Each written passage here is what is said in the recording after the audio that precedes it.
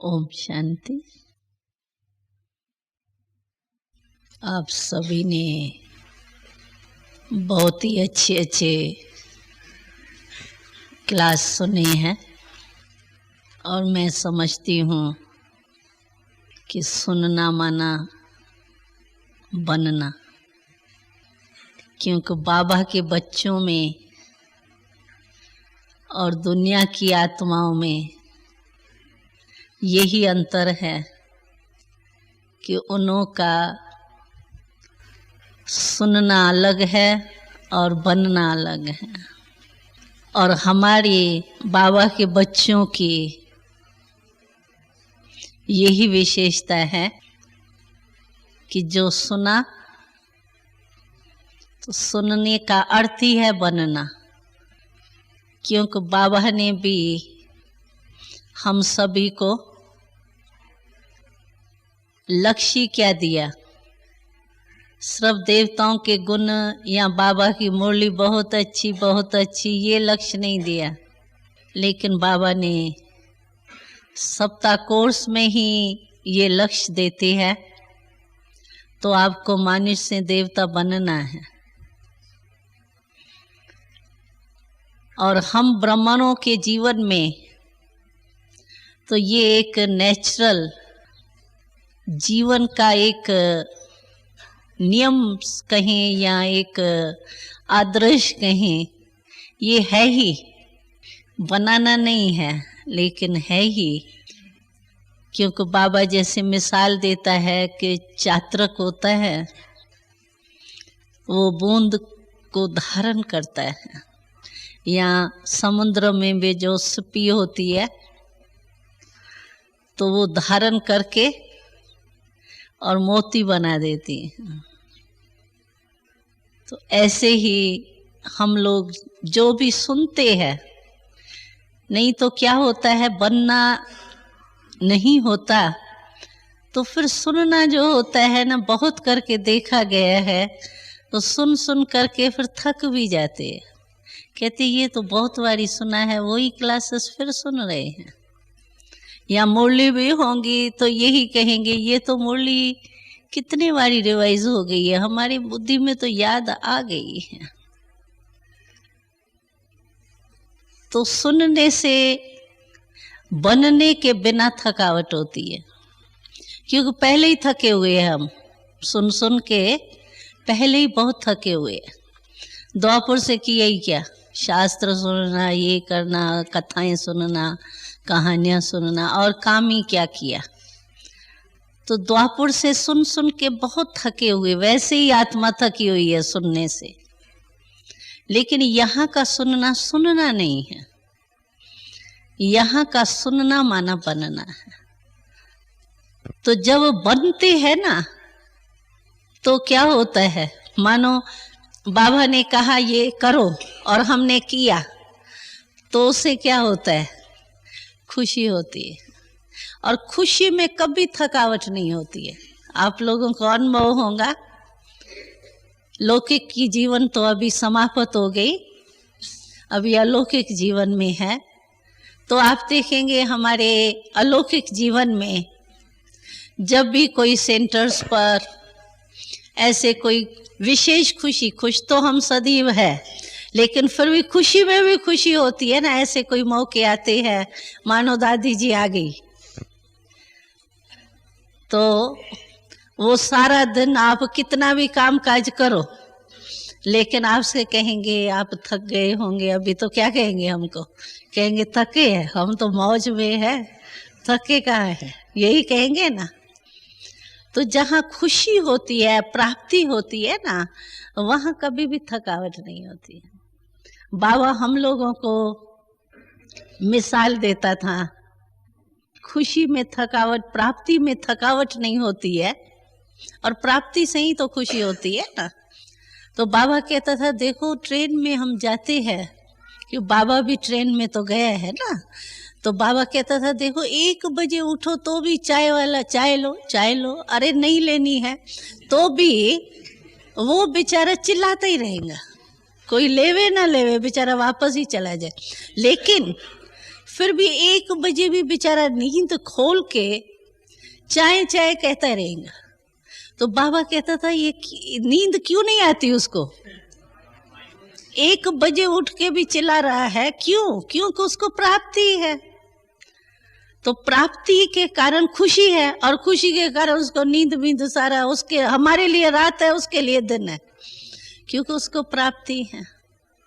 तो ऐसे जब हम कोई बात सुनते हैं ना, तो सुनने से जब हम बनते हैं, तो बनना माना तो प्राप्ति हुई ना।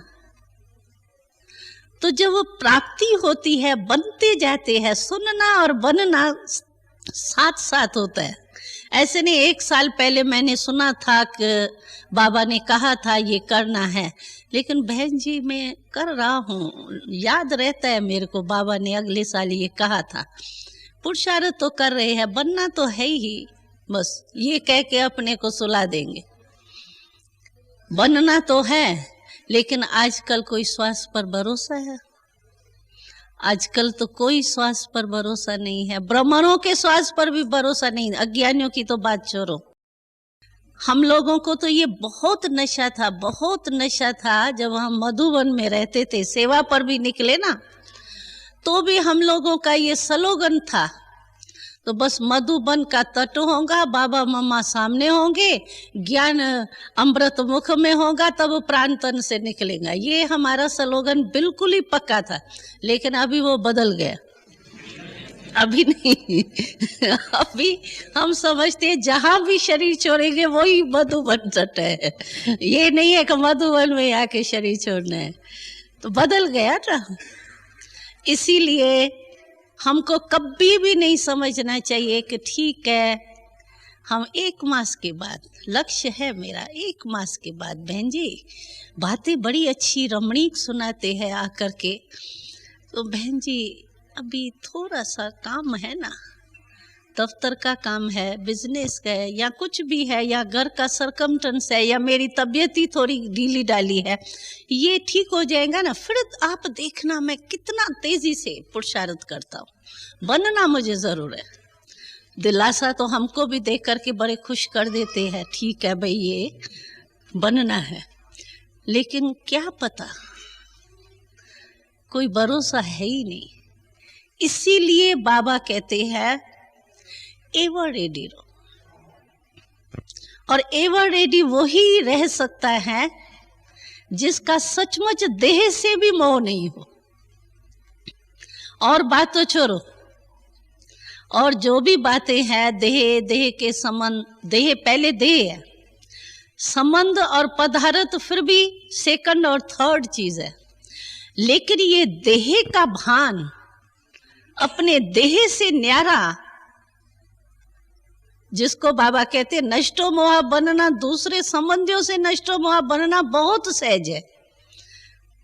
और कुमार तो वैसे ही अलग रहते हैं, माँ बाप गांव में रहते हैं तो कुमार काम करने के लिए दूसरे गांव में रहते हैं, शादी भी किए होते हैं तो भी कहीं गांव में रहने वाले तो काम करने वाले अलग, भाई तो ऐसे मेजॉरिटी होते हैं। और कुमारों की तो बात ही छोड़ो, उनको तो पूछे ही नहीं। तो इसीलिए वो जो बात है ना, नष्टो मोह माना पहले अपने शरीर से भी मोह नहीं हो।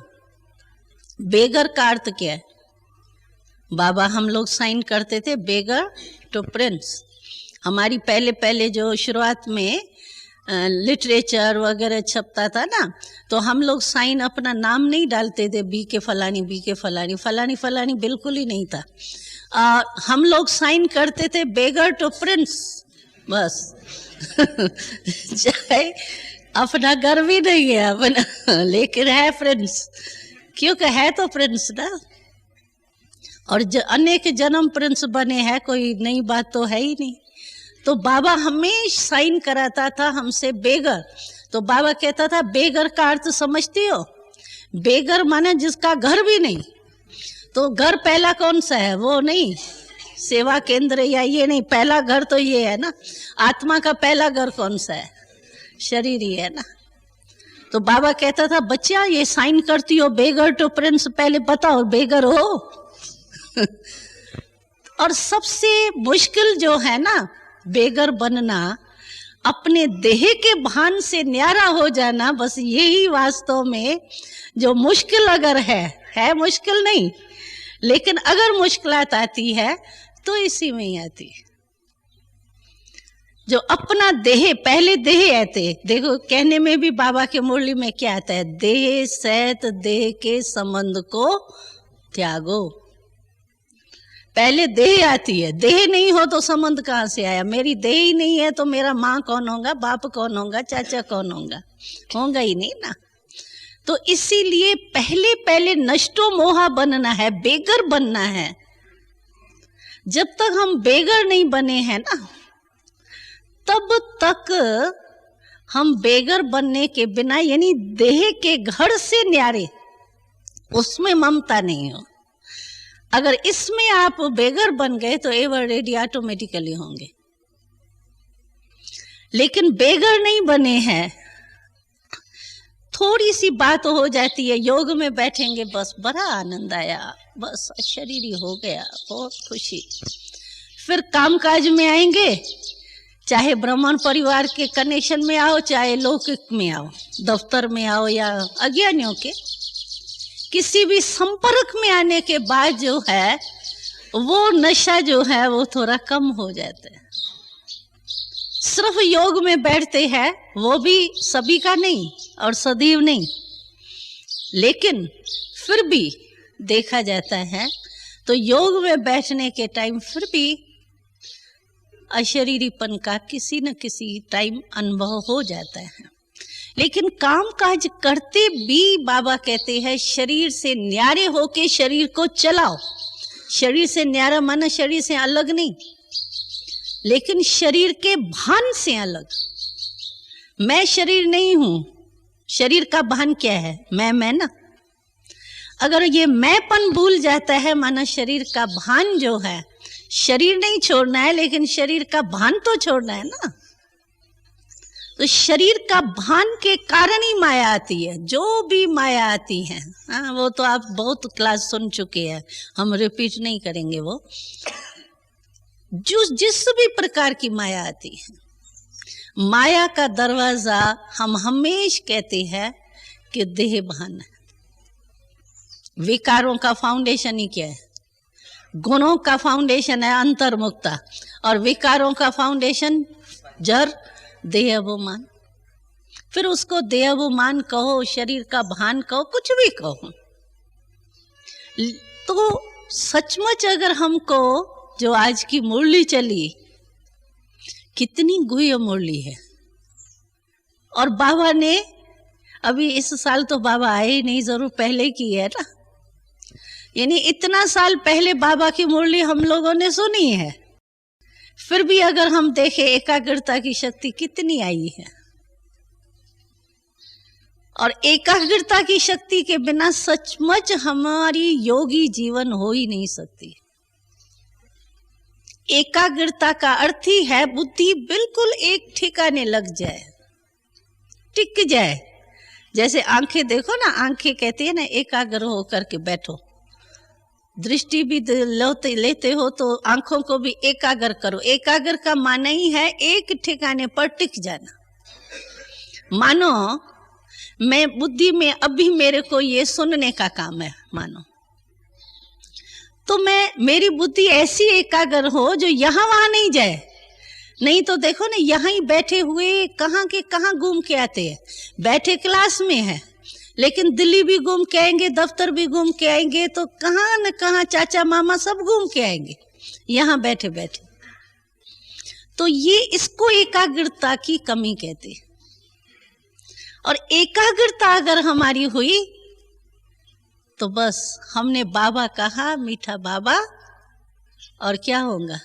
बुद्धि हमारी बस एक में टिक गई। जब मैं ऑर्डर दूंगी तब हमारी बुद्धि और काम करेंगे। जैसे हाथ है, हाथ हमारे हाथ यानी वश में है ना। मैं हाथ को यहाँ नहीं रखने चाहती हूँ, यहाँ रखने चाहती हूँ, रख सकती हूँ ना, मेरे ऑर्डर में है ना। तो बाबा ने कहा था जैसे ये शरीर के कर्म इंद्रियां जो है ये स्थूल है थोड़ी, हाथ, कान, नाक, मेजॉरिटी तो वश में है, कोई कोई के तो ये भी वश में नहीं होती है, कहते हैं ये नहीं देखो फिर भी देख लेते हैं, ये भी है, कईयों को धोखा देती है, लेकिन उसकी बात हम छोड़ रहे हैं, वो तो आपने सुन लिया। लेकिन जो कर्म इंद्रिया ये स्थूल है, कान नाक वगैरह, ये फिर भी हमारे कंट्रोल में आ गए, मेरे ध्यान में तो आना ही चाहिए अभी तक। लेकिन बाबा कहते हैं जैसे ये कर्म इंद्रियां है ना, वैसे मन बुद्धि संस्कार ये भी आपके सूक्ष्म जैसे शक्तियां हैं, ये भी तो शक्ति है ना। हाथ की शक्ति अगर मेरे पास नहीं होती तो कई कामों से मैं वंचित हो जाती। जैसे ये शक्तियां हैं वैसे मन बुद्धि संस्कार भी तो शक्तियां है ना। और किसकी शक्तियां है ये? किसकी शक्तियां है? आत्मा की, मेरी ना, मैं हूं ना आत्मा, यानी ये मेरे ऑर्डर में चलने वाली शक्तियां है। राजयोग का अर्थ ही क्या है? राजयोग माना राजा बन करके इन कर्म इंद्रियों को चलाए, मन बुद्धि संस्कार इन सूक्ष्म शक्तियों को अपने कंट्रोल से चलाए। राजा का काम क्या होता है? और राजा सफल कौन सा होता है? जिसमें कंट्रोलिंग पावर हो, रूलिंग पावर हो। अगर किसमें रूलिंग पावर कंट्रोलिंग पावर नहीं होगी ना, तो वो राजा नीचे होगा और प्रजा ऊपर होगी। नेचुरल है ना। और ऐसा ही तो हुआ ना, द्वापर से हुआ ही क्या, हम बन गए गुलाम और कर्म इंद्रियां बन गई राजा। चला रही थी ना कर्म इंद्रियां, आज आंख चला रही है, आज कान चला रहा है, आज ये नाक चला रहा है, ये क्या चला रहा था? गुलाम हो गए थे ना। तो इसीलिए एकाग्रता का अर्थ ये है कि मन बुद्धि संस्कार जो सूक्ष्म शक्तियां हैं वो भी हमारे कंट्रोल में होनी चाहिए, यानी आत्मा की। जैसे मैं हाथ को जहां चाहूं जब चाहूं वैसे काम करा सकती हूं, वैसे मैं संस्कार को जब चाहूं जहां चाहूं जैसा चाहूं वैसे संस्कार मेरा इमर्ज हो। मानो कभी कभी देखो, हम लोग कहते हैं ब्राह्मणों का ये संस्कार, कोई ऐसी बात हो जाती है तो बाबा कहता है कि ये ब्राह्मणों के संस्कार है बच्चे, तुम जानते हो। तो हम लोग खुद भी समझते हैं कि ब्राह्मणों के संस्कार ये नहीं है। मानो कि उसमें क्रोध आ गया तो उस समय ये ब्राह्मणों का संस्कार तो नहीं है। एक बात मुझे बहुत अच्छी याद आ रही है, अभी टॉपिक से थोड़ी न्यारी है लेकिन ये मुझे बहुत अच्छी बात याद आ गई। तो बाबा ने एक बारी कहा था कि तुम अभी तक भी चोरी करते हो। हम लोगों ने कहा चोरी हम कहाँ करते हैं, चोरी तो चली गई ना। तो बाबा ने कहा अगर मानो कोई क्रोध करता है या लोभ करता है, कोई भी विकार में के वश होता है, तो ये विकार किसकी प्रॉपर्टी है? हमारी है, बाबा की है, बाबा का वर्षा सो हमारा। लेकिन ये रावण की प्रॉपर्टी है ना। रावण की प्रॉपर्टी आपने अपने में धारण की, ये चोरी नहीं की, चोरी हुई ना।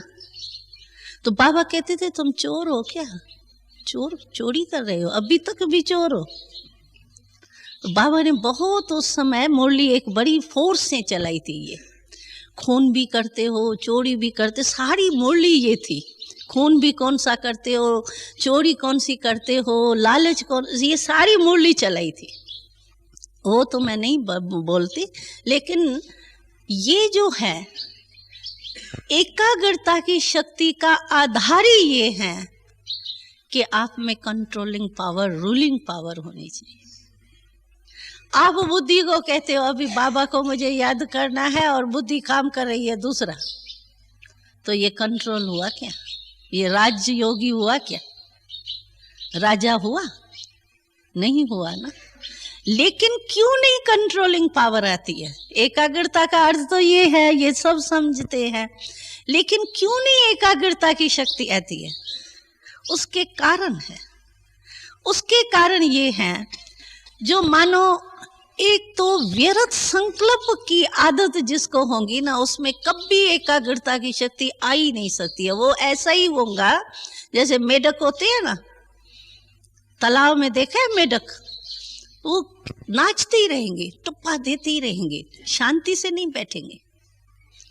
जंप देते रहेंगे। और हमारा एक चित्र भी है, देखा है आपने, एक साधु को दिखा है, बेचारे दिखा है साधु को है, लेकिन उसमें दिखा है उनके बुद्धि में क्या चल रहे हैं, तराजू में मेढक, बंदर भी है मेढक भी। तो वो बंदर भी जो होते हैं ना, वो भी एक ठिकाने नहीं बैठते हैं। तो वो बुद्धि में अगर समझो बंदर ही नाच रहे हैं या मेढक ही नाच रहे हैं, कुछ भी कहो, तो व्यर्थ संकल्प तो वो चलाने वाला ऐसा ही है जैसे उनके बुद्धि में सदैव वो बंदर नाच रहा है। कभी यहाँ नाचता, कभी यहाँ नाचे, कभी सिर पर बैठेगा, कभी हाथ पर बैठेगा, कभी कमर पर बैठेगा, नाच ही रहा है।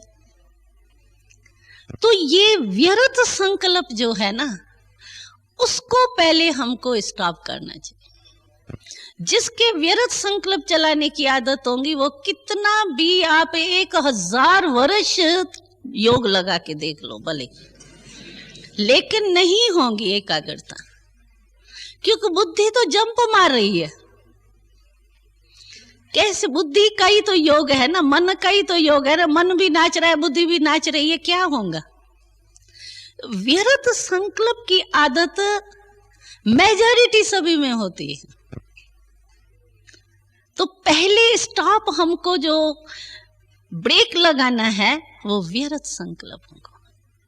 और जितना हमने देखा है, जो हमारा अनुभव है, हो सकता है कुछ दूसरे प्रकार का भी अनुभव हो किसको, लेकिन हमको अनुभव यही है कि जब शुरू में आते हैं तो और ही व्यर्थ संकल्प नहीं होते। उस समय तो इतनी नशे में होते हैं, बहन जी क्या पूछो, बस बाबा और मैं, पता नहीं ना, वो उसमें नाचता है खुशी में। और जैसे जैसे वो ब्राह्मण परिवार में, लौकिक परिवार में, सरकमस्टेंस में आगे बढ़ता है ना, तो बंदर नाचने लगते हैं अंदर। पहले नहीं होता है। और उसको हम लोग समझते हैं कि हम बड़े नॉलेजफुल हो गए। कई ऐसे भाई हमको कहते हैं बहन जी पहले हम बुद्धू थे ना, इसीलिए हमको पता नहीं था बातों का। अब भी हम नॉलेजफुल हुए हैं, ये नहीं है खराब हुए हैं, लेकिन नॉलेजफुल हुए हैं, क्योंकि हमको सारा पता पड़ गया है अभी क्या क्या होता है। लेकिन ये नॉलेजफुल हुए या क्या हुए है? और ये हमारी बुद्धि जो है वो बंदर समान हो गई।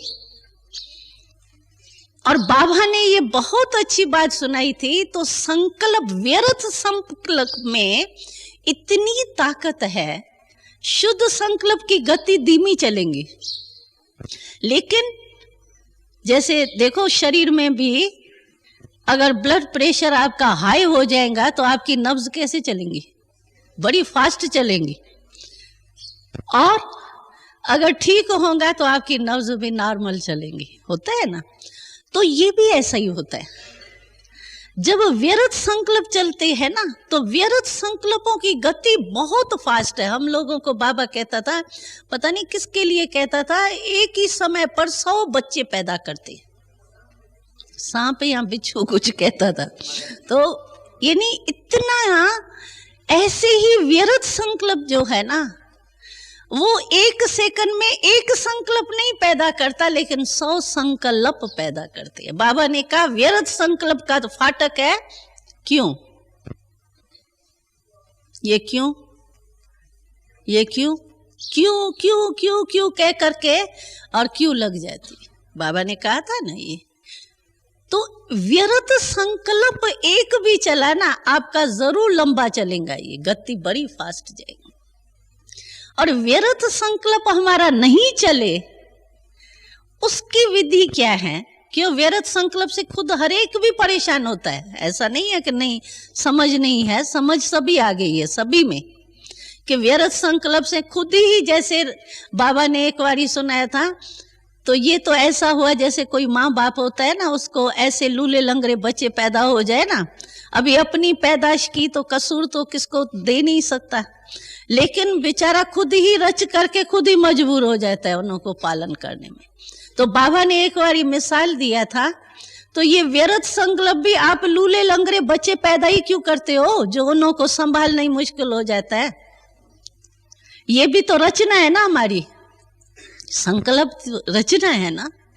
तो रचना हम क्यों नहीं अच्छी करते हैं, क्यों नहीं शुभ करते हैं, क्यों व्यर्थ करते हैं?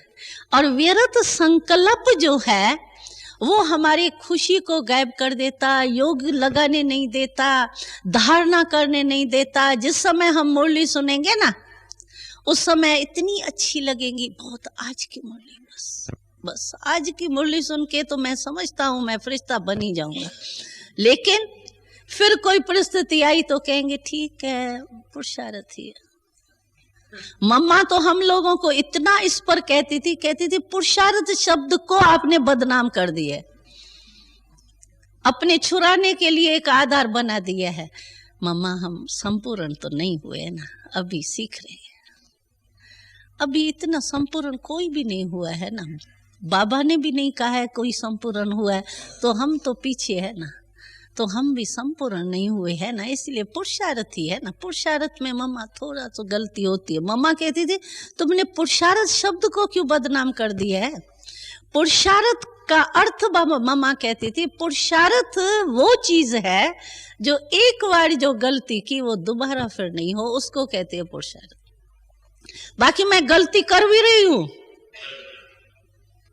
वो तो ऐसे ही हुआ जैसे तोता बेचारा वो बैठा था नलके पर और कह रहा था नलके पर नहीं बैठो, गंगाराम नलके पर नहीं बैठो, और बैठा नलके पर ही था।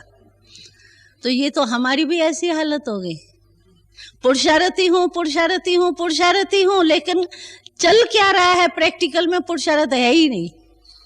पुरुषार्थ का अर्थ वो है जो एक बारी गलती हो जाती है। चलो हम पुरुषार्थी को एक बार मम्मा कहती थी आपको माफ है गलती करने की, चलो बाबा ने फिर थोड़ा और दिया तो चलो 3 बार मैं माफ कर लूंगा। वैसे करने की छुट्टी तो एक बार ये गलती, लेकिन माफ करने के लिए बाबा कहते चलो 3 बारी मैं माफी दे दूंगा, लेकिन चौथे बारी तो नहीं दूंगा ना। तो व्यर्थ संकल्प जो है ना उसको पहले हमको ब्रेक लगानी चाहिए। एकाग्रता की शक्ति बड़ी बड़ी मुख्य बहुत गुह्य बात है, लेकिन मेरी एकाग्रता आएंगी जब मेरा फाउंडेशन ठीक हो ना। फाउंडेशन मिट्टी का हो और इमारत 6 मंजिल बना दूंगी तो क्या हाल होगा, वो तो सेकंड में ही खिसक जाएंगी। तो एकाग्रता की हम अनुभव करने चाहते हैं, और योगी माना ही एकाग्र।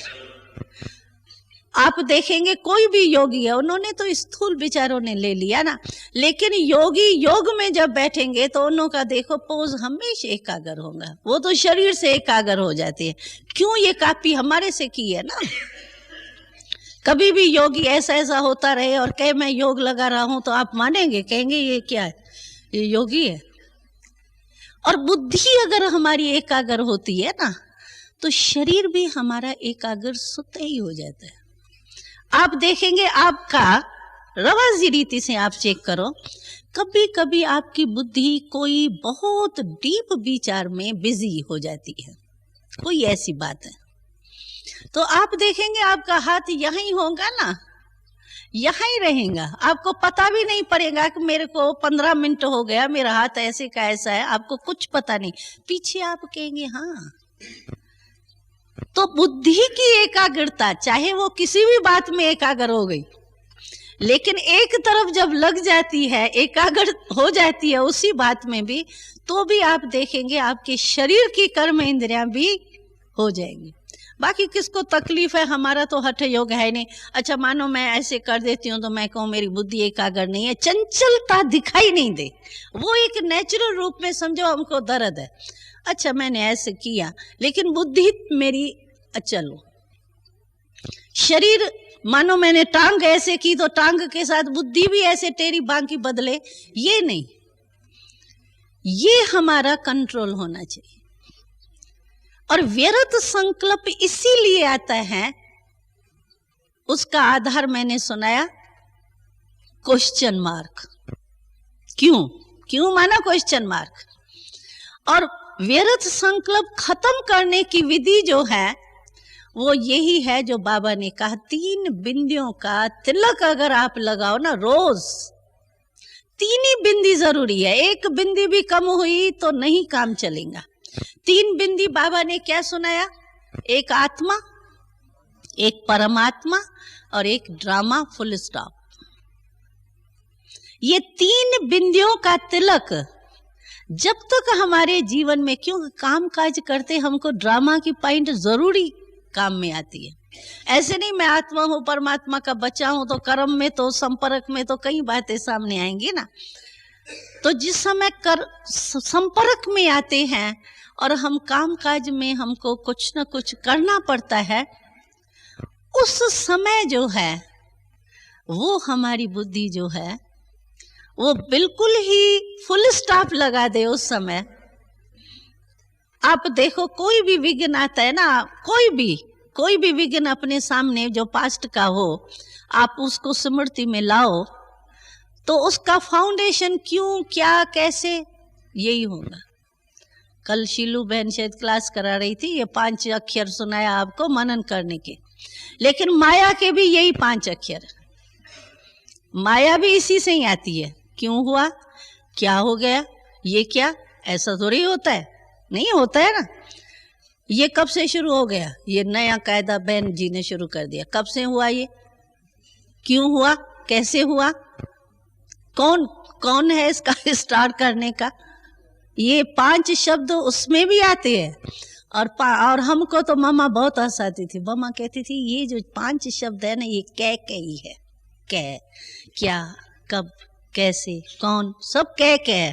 तो मम्मा कहती तुम कौवा है, कौवा क्या करता है? कै कै कै कै कै कै करता है ना। तो मम्मा हम लोगों को कहती थी आज तो तुम कौवा बन गई। हंसाती थी, ये भी प्यार से शिक्षा देती थी। तो मम्मा ने तो हमारी बहुत पालना की ना।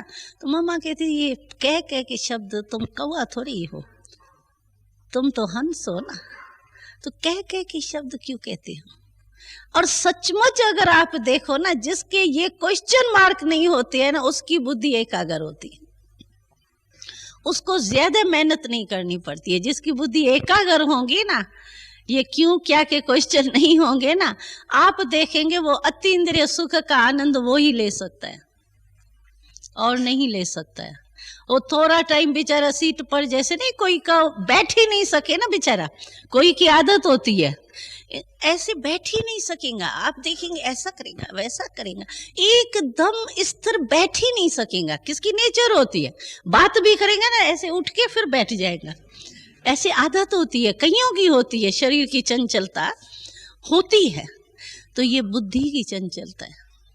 तो बुद्धि की चंचलता अगर आपकी हुई ना, तो एक ठिकाने पर कभी भी आप नहीं। और क्रोध वाला देखो, जिस समय क्रोध आता है ना, उस समय आप देखो उसकी एक्ट, सिनेमा निकालो, आप मूवी निकालो, उस समय क्रोधी की, वो कभी नहीं टिक सकेगा। कभी यहाँ जाएगा, यहाँ जाएगा, वहां जाएगा, यहाँ जाएगा, कभी नहीं टिक सकेगा क्रोधी। यहाँ बैठा भी होगा तो हाथ ऐसा करेगा, यहाँ करेगा, वो करेगा, कुछ ना कुछ करेगा, आंख नीचे ऊपर करेगा, फेस को ऐसा ऐसा करेगा, कुछ ना कुछ चंचलता करेगा, कभी नहीं एकाग्र होगा। होता है उस समय, होता है। क्यों चंचलता आती है? बुद्धि की चंचलता भी क्यों आई? क्यों क्या में आ गए, क्वेश्चन मार्क। इसने क्यों ऐसा किया, मैं कोई कम हूं क्या, मेरे लिए ही ऐसा है? नहीं, ये युद्ध कहाँ चलती है? जब भी माया आती है तो बहुत करके कुमारों में मेजॉरिटी देखा जाता है कि क्रोध बहुत जल्दी आता है, लोभ इतना नहीं दिखाई देता है, पता नहीं कोई कोई में हो, लेकिन हमने जहां तक देखा है तो क्रोध बहुत जल्दी आता है। भाई आप सुनाओ। मनो और दादी कहती है क्रोध आता है, लोभ है क्या भाई? लोभ क्या होगा इन्हों को, खाने पीने का है? मैं समझती हूँ क्रोध महान है। होगा लोभ भी, कोई छिपा हुआ कोई रूप में हो, लेकिन क्रोध जो है ना, वो हमने देखा है बहुत जल्दी आता है। क्यों आता है? उसका कारण क्या है? और क्रोध जो है ना, बुद्धि को कभी एकाग्र नहीं करने देगा, बिल्कुल नहीं। न शरीर को एकाग्र करने देगा, न बुद्धि को एकाग्र करने देगा। और क्रोध क्यों आता है? कल दादी बैठी थी तो हम लोग कोई बात की लेन देन कर रहे थे, तो दादी ने 2 शब्द बहुत अच्छे बोले। कहा, गुलजार बहन आप क्या समझती हो, क्रोध जो आता है वो अहंकार के कारण आता है ना? पूछ रही थी, कोई केस की बात थी। हमने कहा दादी अहंकार भी होता तो है, अहंकार फाउंडेशन तो अहंकार ही होता है। क्यों क्रोध क्यों आता है? यानी मैं जो कह रहा हूं वो ठीक कह रहा हूं और ये मेरे को ठीक क्यों नहीं समझता, ये इसी पर आता है ना। यानी ये मैंपन अभिमान है ना, मैं जो किया वो राइट किया, इसने जो किया वो रॉन्ग किया, और फिर भी मेरे राइट को रॉन्ग कह रहा है, इसीलिए क्रोध आता है। और कई तो भाई बहनें हमको बड़ी अच्छी बात सुनाते हैं, कहते हैं बहन जी वैसे मेरे को क्रोध नहीं आता है, मैं बिल्कुल ठीक रहता हूँ, लेकिन जब कोई झूठ बोलता है ना तभी मेरे को क्रोध, जैसे अपनी स्यारा वो बहुत अच्छी दिखाती है उस समय कि मेरे को झूठ पर क्रोध आता है, वैसे क्रोध नहीं आता है। तो इस पर मैं मम्मा की बात आपको सुनाती हूँ। हम लोग जब छोटे थे ना, बाबा तो अलग रहता था ना, तो हम लोगों को मम्मा नहीं पालना दी।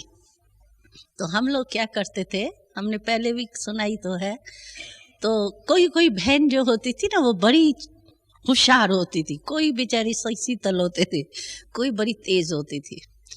तो वो मम्मा को जाकर के अपनी गलती नहीं बताएंगी, लेकिन दूसरे की गलती भी इतना ठीक करके एक्यूरेट करके, मम्मा ये ऐसा नहीं था, देखो मम्मा इसने ये किया, मैंने कुछ नहीं किया, यानी ऐसा केस तैयार करके जाती थी जो मम्मा उसकी बात ही माने और दूसरी बेचारी तो गई। तो मम्मा समझ जाती थी, हर एक की रग को तो मम्मा जानती थी। तो मम्मा कहती थी अच्छा जो बोलना था बोल लिया, उसकी गलती, हाँ ठीक है आपने तो बिल्कुल अच्छा किया, उसकी गलती है ये तो।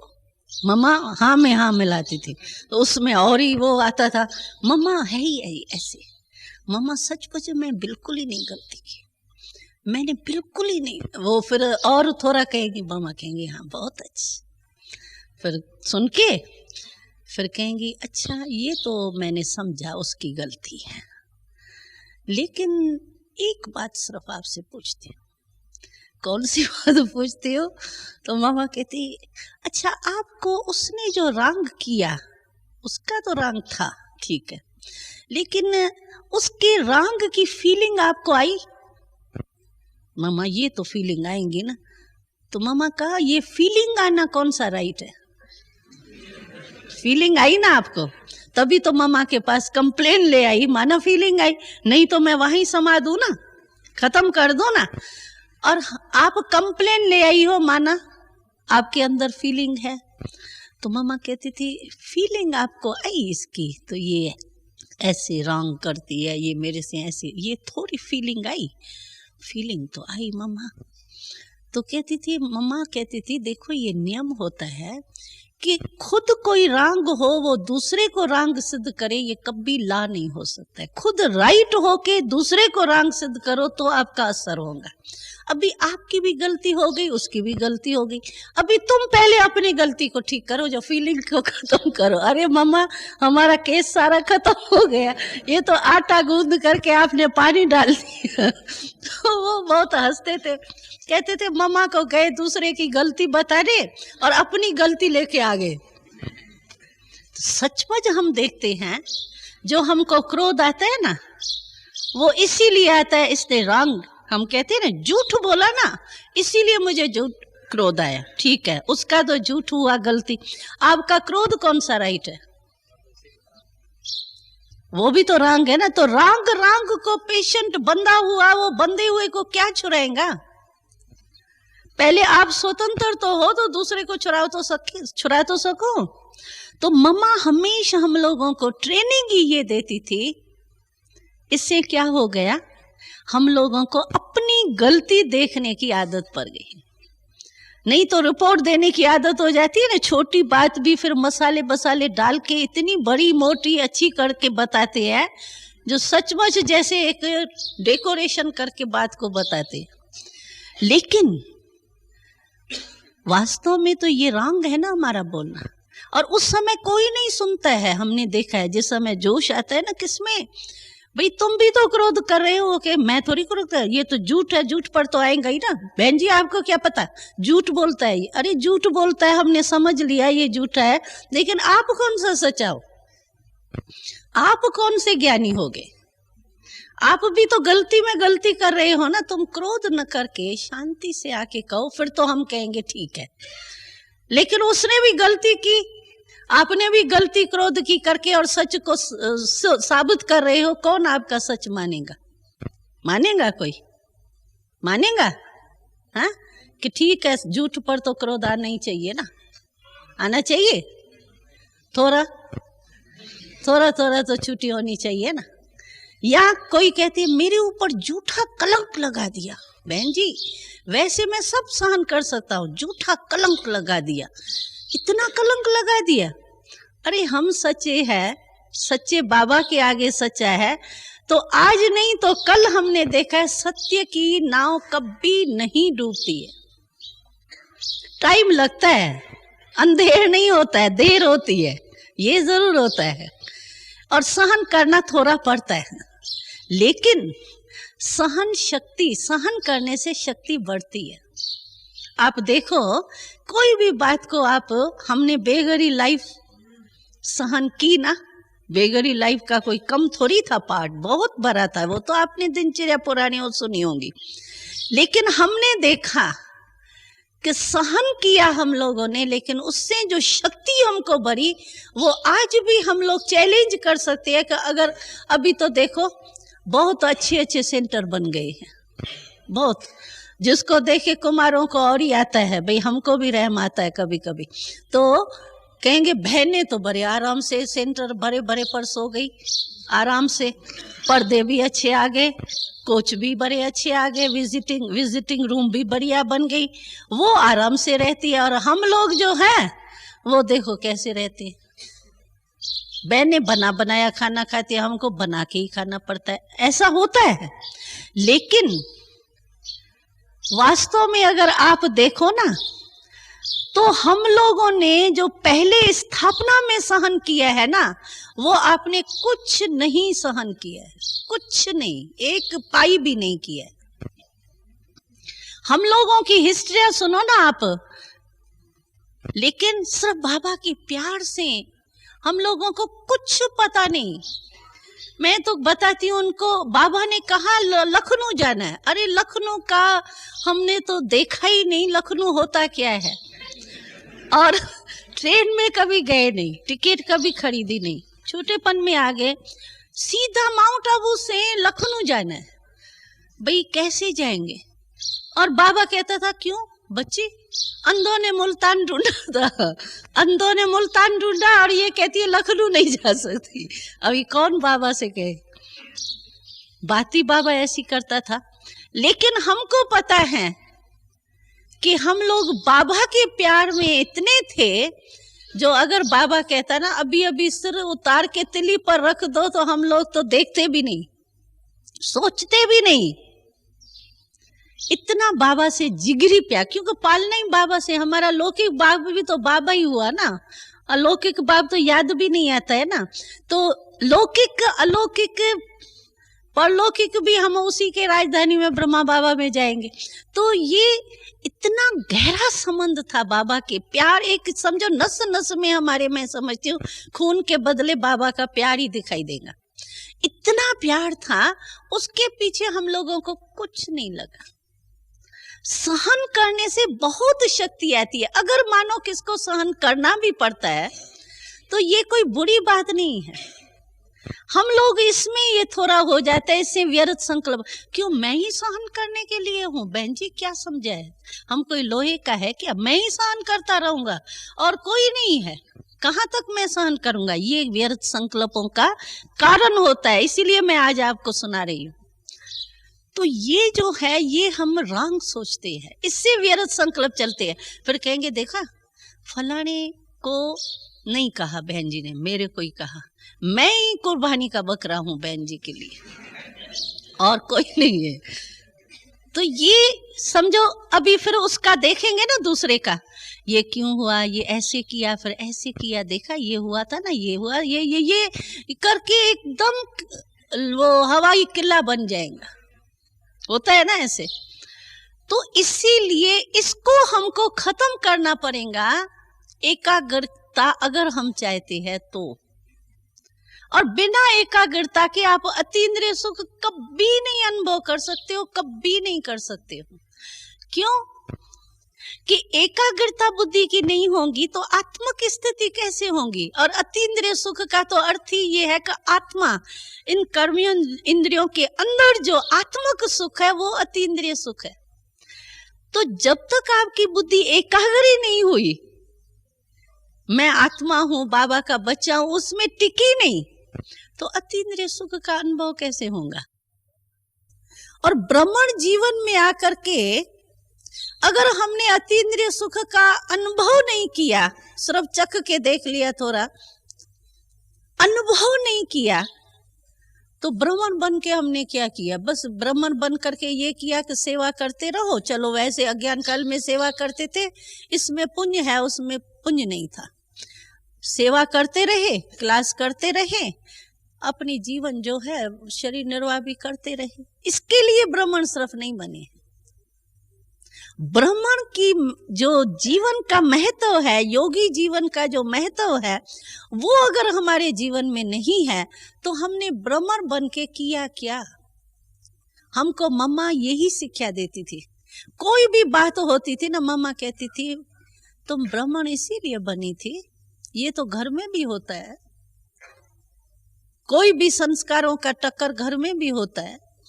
यहाँ भी अगर टक्कर में ही चलते रहे, एक टक्कर जाएगा तो दूसरा आएगा, दूसरा जाएगा, चूहा जाएगा, बिल्ली आएगी, बिल्ली जाएगा, कुत्ता आएगा, ये तो एक नियम है। तो ये क्या इसी उद्देश्य बुन के लिए हम ब्राह्मण बने हैं क्या? ब्राह्मण जीवन इसको कहा जाता है क्या? इससे तो ऊपर जाना है ना हमको, तब भी हम एकाग्रता का अनुभव कर सकते। और एकाग्रता की शक्ति सचमुच इतनी बड़ी है, जैसे आज मुरली में बाबा ने कहा कि दूर के चीज को नजदीक कर सकते हैं आप। एक कहा ना टीवी है, ये क्या है, अमेरिका में चल रहा है, जो हम यहाँ आंखों के आगे देख रहे हैं, लगता थोड़ी है अमेरिका का है, हम तो समझते यहाँ ही चल रहा है ना। यानी दूर के चीज को साइंस ने समीप लाया, तो क्या हम एकाग्रता के शक्ति से जो कार्य कराने चाहे वो करा सकते हैं, चाहे अपने प्रति चाहे दूसरा, शुभ भावना वाली, वो नहीं, डिससर्विस नहीं, शुभ। तो एकाग्रता की शक्ति कोई कम नहीं है।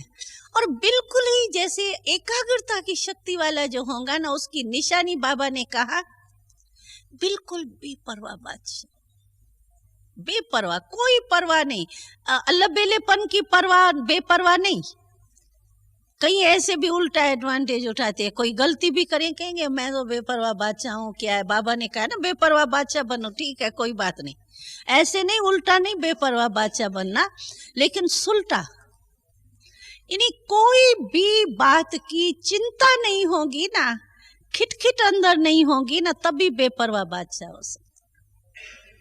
अगर कोई भी चिंता होगी ना, या चाहना होगी या चिंता होगी, दो चीज होती है। या तो चाहना होती है हमको, जो आज भी बाबा ने सुनाया, मान शान वगैरह, ये तो सब पुरानी बातें जानते हो।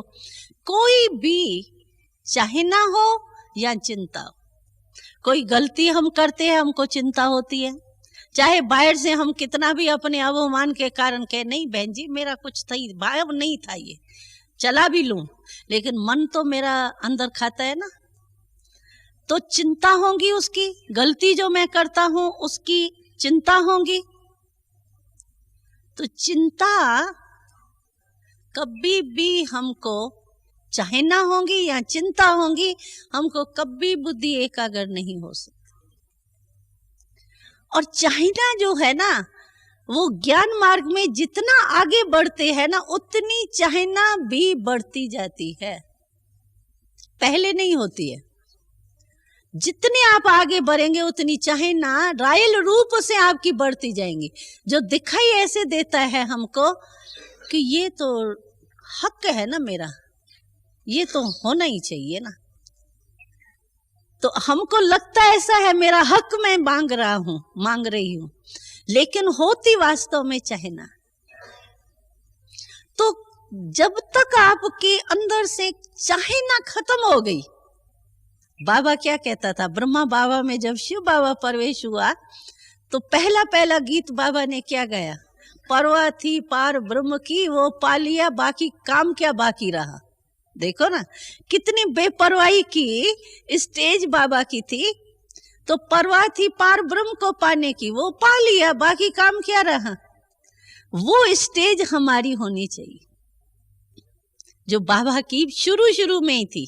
बाबा की तो अंत में भी ऐसी थी, लेकिन शुरू का बाबा ये गीत सुनाता है।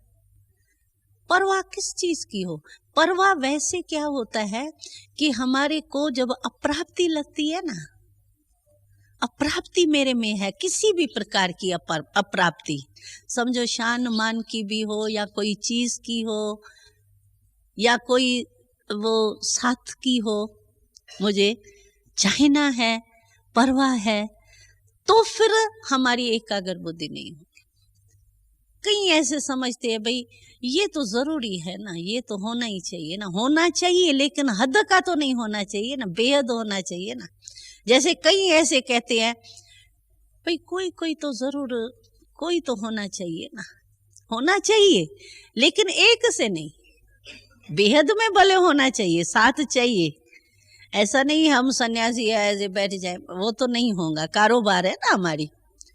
लेकिन मेरा मन अंदर नहीं खाए, और मन खाता जरूर है, ये नहीं आप कह सकते हैं कि नहीं मेरा मन, भले माया के उस समय जो समय अहंकार आता है उस समय आप अपने को राइट समझेंगे, रंग भी अपने को राइट समझेंगे, लेकिन थोड़े समय के बाद फिर भी हम ब्रह्मा कुमार हैं, इतना हमारा कल्प का भाग्य है, इसीलिए हमारा मन खाता जरूर है। चाहे बात थोड़े टाइम के बाद, आधा पौना घंटे के बाद खाए, चाहे एक दिन के बाद खाए, लेकिन मन खाता जरूर। और हम मन का खून करते हैं। वो उस समय हम अवमान के कारण कहते नहीं ये तो होता ही यार, ये फलाने भी करते हैं। बहन जी क्या बात पूछते हो, फलाने की लिस्ट लंबी आगे रख देते हैं जैसे कि वही डाल है हमारी। अरे फलाने अगर रांग करते हैं तो तुम क्यों रांगा, हम कोई खड्डे में गिरा पड़ा है उसको कहे ये भी गिर गया ना बहन जी, तो मैं भी गिरते के देखता हूँ, ये कोई राइट है क्या? चलो ठीक है, कोई भी करता है रांग, तो आपको जो रांग लगता है उससे आप तो बच जाओ ना, कि ये भी करते हैं तो मैंने भी किया तो चलो वो क्यों। एक बाबा बड़ी हंसी की बात सुनाते थे, मनोहर भाई याद है, एक कहानी सुनाते थे बाबा। तो एक थी लड़की, वो कानी थी, तो माँ बाप जो था ना उसको बड़ी चिंता थी, तो ये शादी करेंगी, ससुर घर जाएंगी, कानी बेचारी मेरी है तो क्या होगा उसका। तो उसकी शादी हुई तो वो जो है ना, बाबा सुनाता है ये, पीछे मैं कहानी वो सुनाती हूँ कहावत। तो शादी हो गई ना उसकी, तो जो छोड़ने जाता है ना, शायद एक भाई या कोई पता नहीं कौन छोड़ने जाता है शायद लड़की को, तो वो लौटा ना, तो कहता है उसको, उस लड़की ने कहा तो हमारे तरफ से तो माँ को जाके कहना, तो आंध भी कानी मांद भी कानी, कानी हमारी डग्गी, अम्मा को कहना मैं भी आके उसे गड़ी। तो बाबा सुनाता था हम लोगों को, तो ये क्या करते हो, एक ने गलती की तुम भी गलती हो, तो कानी से कानी आओ भी आके गड़ी। ऐसे तो नहीं करो ना भाई, उसने ये किया गलती इसीलिए मैंने भी किया, तो कोई बड़ी बात नहीं। हाँ, अर्थ नहीं समझा। आंध भी कानी यानी सासू ससुर सारी आंध मांद सब, आद मध्य अंत सब का लखाना है। इतने तक जो हमारी गऊ की बछड़ी जो है ना डग्गी, वो भी कानी है, इसीलिए वो कहते मैं भी आके उससे मिल गई, कानों से कानी मिल गई, कोई ऐसी घबराने की बात नहीं। तो बाबा कभी भी कोई सी ऐसी बात वो करता था ना, कोई रीस करता था या ऐसी कोई बात करता था, तो बाबा कहता था इसको लिख दो, आंध भिखारी मांद भिखारी कहानी। तुमने भी ऐसे ही किया, आओ भी आके गडी। तो ऐसे हम लोग करते हैं, यानी कोई की गलती देख करके हम गलती को कॉपी क्यों करते हैं? ये तो आऊं भी आके गडी हुआ ना, वही हुआ ना। तो दूसरे की विशेषता देखनी है और अपनी गलती देखनी है, लेकिन होता क्या है कि दूसरे की गलती हम देखते हैं, अपनी गलती देखते ही नहीं है, यही रंग हो जाता है। जो वो कहते हैं ना, यहाँ का वो जो है थैला वो वहाँ पिछारी में लगा दिया, पिछारी का यहाँ लगा दिया, वो नहीं कहते हैं 2 थैले थे दिए, एक कहा ये अपने गलतियों का आगे रखना और दूसरे की गलती देखने का पीछे रखना। वो बेचारा थक गया बीच में, तो थैले नीचे उतार करके और सो गया, और जब चला तो बदली कर दिया, दूसरे के गलती का आगे कर दिया और अपने गलती का पीछे कर दिया, बेचारा बहुत दुखी हुआ। तो ऐसे नहीं करना कभी भी, अगर कॉपी करना हो। इसीलिए बाबा का स्लोगन बहुत अच्छा है, follow father, follow sisters, follow brothers नहीं है, विशेषता जरूर देखो, ये बाबा कहते हैं। और कोई भी ऐसा बाबा का बच्चा, मैं कहती हूँ लास्ट नंबर 16,000 का भी जो लास्ट नंबर होगा ना, उसमें भी कोई ना कोई विशेषता जरूर होगी, नहीं तो बाबा ने अपना क्यों बनाया? अगर उसमें कोई विशेषता नहीं हो तो बाबा के बच्चे नहीं बनते, वो थोड़े टाइम चल के फिर भाग जाते हैं, जो अगर ऐसा होता है तो। लेकिन जो चल रहे हैं तो जरूर है, विशेष आत्मा बाबा ने बनाया है तो जरूर कोई विशेषता उसमें है। तो बाबा का डायरेक्शन हमको ये है कि अपनी कमी देखो और दूसरे की विशेषता देखो। बाबा ने लास्ट में एक संदेश में हमको बताया था, मैं गई ना तो बाबा ने कहा, बच्ची बाबा को बहुत, आजकल बच्चों की अवस्था कभी कभी देखता हूँ ना तो बाबा को बड़ी हंसी आती है। मैंने कहा बाबा आज खास किस बात पर आपको हंसी आ रही है? हंसी आई तो कहा तो बच्चों की जो है ना, वो आजकल जो है वो नजदीक की नजर बहुत कम हो गई है और दूर की नजर बड़ी तेज हो गई। तो मैंने कहा बाबा ये कैसे? तो कहा देखो, दूर की नजर माना दूसरे को देखना, वो तो दूर हुआ ना, और आगे की नजर माना अपने को देखना। सबसे नजदीक में नजदीक कौन है? स्व है ना। तो बाबा ने कहा ये मेरे को बड़ी हंसी आती है कि ये वास्तव में होनी चाहिए जो है वो दूर की नजर, यानी दूसरे को देखना है, वो अगर हल्की हुई तो कोई हर्जा नहीं, नजदीक की तो होनी चाहिए ना। तो बाबा ने कहा यही मैं देख रहा था, तो दूर की नजर बच्चों की बड़ी तेज होती जाती है और नजदीक की नजर जो है वो ढीली होती जाती है। अभी ये कारण है एकाग्रता टूटने का। मैं इसीलिए आपको बातें सुना रही हूं कि अगर ये हमारा संस्कार है तो ये एकाग्र बुद्धि कभी नहीं हो सकेगा। क्यों? वो किचरा ही इकट्ठा करता रहेगा। टॉपिक कारण हमने आज स्पष्ट किए, फिर उसके बाद निवारण की विधि क्या है, इसके ऊपर हमको फिर दूसरा क्लास कराना है, उसमें हम सुनाएंगे आपको। बाकी आज के टॉपिक का मूल सार जो है वो यही एकाग्रता का मूल न होने का कारण है व्यर्थ संकल्प, कंट्रोलिंग पावर या रूलिंग पावर की कमी है, इसीलिए होता है। इसको आप ध्यान पर रखना। और यहाँ आए हो ना, यहाँ मैं समझती हूँ व्यर्थ संकल्प तो नहीं चलते होंगे, चलते हैं यहाँ तो वहीं छोड़ के आए ना, नीचे आबू रोड तक छोड़ के आए या दिल्ली या राजस्थान जहाँ से आए वहीं छोड़ के आए? हाँ, कहाँ छोड़ा? उधर ही छोड़ के आए ना, आबू रोड पर तो नहीं किचरा किया। तो वहाँ ही छोड़ के आए ना। तो यही अभ्यास यहाँ कोशिश करो, ये अभ्यास करना। अभी भी कल का दिन बट्टी का भी आपका होना है ना, परसों शायद होना है। तो अभी चलते फिरते आप कोशिश करना ये, तो सचमुच मैं चेक करूं कि मेरी बुद्धि जो है वो सचमुच एकाग्र कितना टाइम हो सकती है, और कंट्रोल पावर है। समझो मैं सोचती हूँ ये नहीं, अभी ये मुझे बुद्धि में यही टिकना है, इसी स्थिति में टिकना है, तो ऐसे तो नहीं मैं सोचती हूँ ये और हो जाए ये, तो इसको कहेंगे कंट्रोलिंग पावर नहीं है। इसीलिए इसका अभ्यास करना, 1-2 दिन ये अभ्यास करना और चेक करना, तो सचमुच एकाग्रता की शक्ति जो है वो क्यों कम हुई। कारण भी देखना अपना, दूसरे का नहीं, अपना देखना। तो क्यों मेरी एकाग्रता क्यों भंग होती है, उसका कारण क्या है। उस कारण को, फाउंडेशन को ठीक कर देंगे ना, फिर आपकी नेचुरल एकाग्रता हो जाएंगी। जैसे मुरली में नहीं था, तो ब्रह्मा बाबा को देखा आपने, यानी उनके बुद्धि की एकाग्रता दूसरे को भी एकाग्र कर देती थी।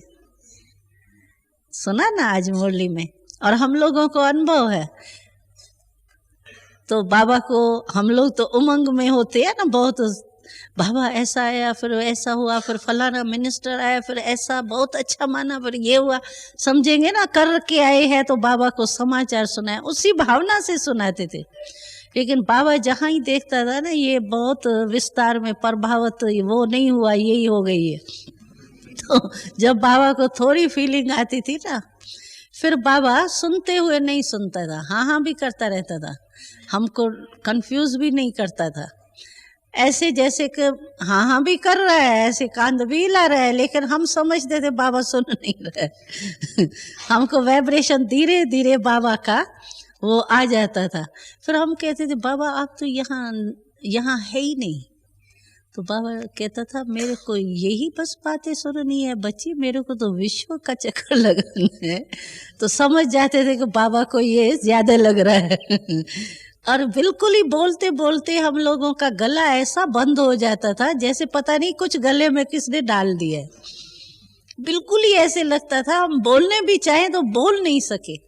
और बाबा सुनते सुनते हम लोगों को ऐसी दृष्टि देता था जो सचमुच उस समय न कमरा याद आता था, न शरीर याद आता था, न बाबा दिखाई। बाबा भी एकदम लाइट में दिखाई देता था, झूपड़ी बाबा की बिल्कुल ही लाइट। और हम भी जैसे कि बस है ही नहीं इस दुनिया में।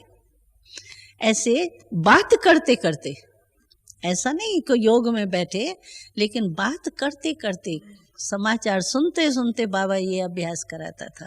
तो बाबा की एकाग्रता हमको भी एकाग्र कर देती थी।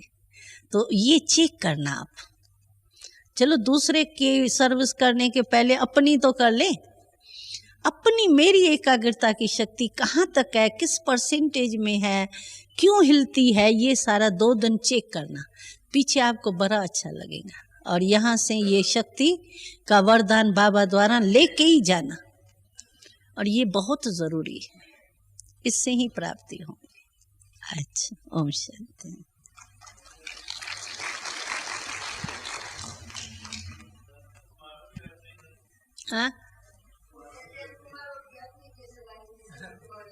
हाँ, वो गुरुवार को मैसेज आएगा, गुरुवार को मैसेज।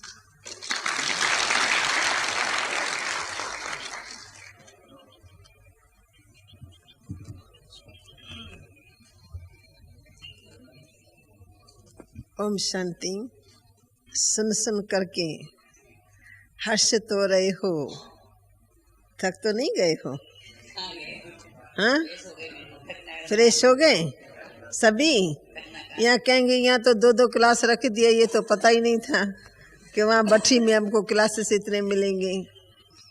तो आपका संकल्प थोड़ा आ रहा है योग का, परंतु हमारे पास ये 2 दिन ही महारथी है, कल सुबह को सभी जा रहे हैं, इसलिए हमने सोचा उनका भी थोड़ा लाभ मिले। ऐसा संगठन कहाँ मिलता है बहनों को, और कहाँ बहनों का संगठन आपको मिलता है। एक नसीब की बात होती है ऐसे समय पर, जब ऐसी बहनें आई है तो हमारा दिल करता है कि एक एक टीचर को हम 5-5 मिनट भी दें, 10-10 मिनट भी दें, आपको पता तो लगे हमारी बहनों में ज्ञान गंगा में बाबा ने क्या भरा है। तो आज हमारे पास गुरु बहन है। मैंने तो कहा अभी तुम कविता सुना लो, देखो कितनी अच्छी उसके अंदर कला है, आप भी सब रिफ्रेश हो जाएंगे। परंतु वो कहती है मैं रात्रि को सुनाऊंगी। हो सकता है अभी आ जावे। तैयार हो तो आ जाओ, आ जाओ। एप्लीकेशन, तालियों के द्वारा एप्लीकेशन आ जाओ। आ गई आपके तालियों में इतना पावर था। एकाग्रता की शक्ति तालियों में आई ना, तो वो देखो उसका संगासन हिल गया। कुर्सी दियो भैया दूसरी। मैं आई तो थी योग कराने के लिए। मैं कहा 15 मिनट योग में। इनको मैंने इसको कहा तो इसने कहा कि मैं रात्रि को सुनाऊंगी। मैंने कहा रात्रि को मैं ही नहीं जाऊंगी ऊपर में, तो मैं अपनी हाजिरी में कराऊं, क्योंकि रात्रि में ना हमारे गिरीश भाई का बहुत ही अच्छा आप लोगों के लाभदायक की क्लास है, जो मुझे शीलू बहन ने उसके लिए एप्लीकेशन डाली कि आज मैं नहीं क्लास कराऊंगी, आप गिरीश का जरूर रखा। उसने बहुत अच्छी रिसर्च की है, उसके बाद बहुत अच्छी बातें हैं। तो मैंने कहा भाई मेरे को पता नहीं है, अगर आप कहती हो तो मेरा आप में फेथ है। इसलिए गिरीश भाई है क्या है भाई, वो बैठा हुआ है। क्या सुनाना है वो भी थोड़ा सुनाइए। देखो आपके सब संकल्प पूरे हो रहे हैं।